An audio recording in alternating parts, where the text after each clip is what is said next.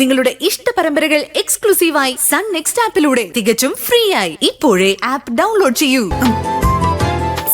Sir എഴുന്നേറ്റേ, എനിക്ക് അനങ്ങാൻ പറ്റുന്നില്ല. അയ്യോ, എനിക്കും ഞാൻ ഹെൽപ്പ് ചെയ്യാം. ഗൗതം, അയ്യോ ആന്റി,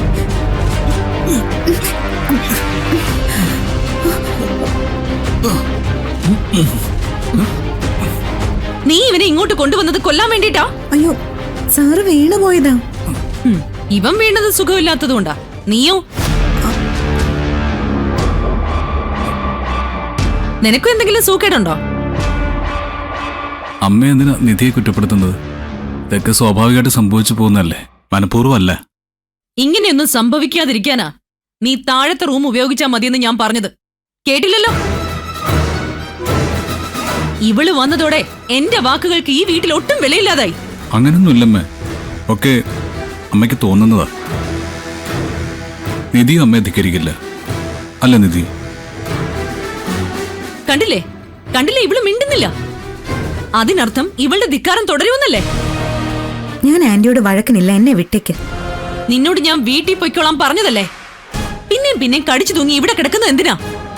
എന്നെ കല്യാണം കഴിച്ചത് ആന്റി അല്ലാത്തതുകൊണ്ട്. ഈ വീട്ടിൽ നിന്ന് ഞാൻ പോകുന്ന പ്രശ്നമേ ഇല്ല. ആന്റി പറയുന്ന മറ്റു കാര്യങ്ങൾ വേണമെങ്കിൽ ഞാൻ അനുസരിക്കാം. എങ്കി നിന്നെ ഇനി ഈ റൂമിൽ കണ്ടുപോകരുത്.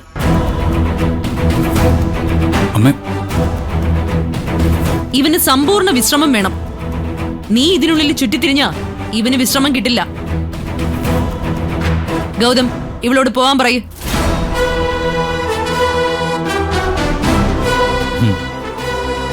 ശരി ആന്റി, ഞാൻ താഴേക്ക് പോന്നു.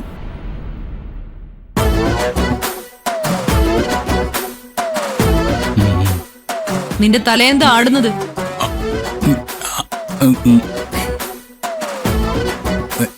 എന്താന്നറിയില്ലമ്മേ, ഇതും നെർവ്സിന്റെ കംപ്ലൈന്റ് ആണെന്ന് തോന്നുന്നു.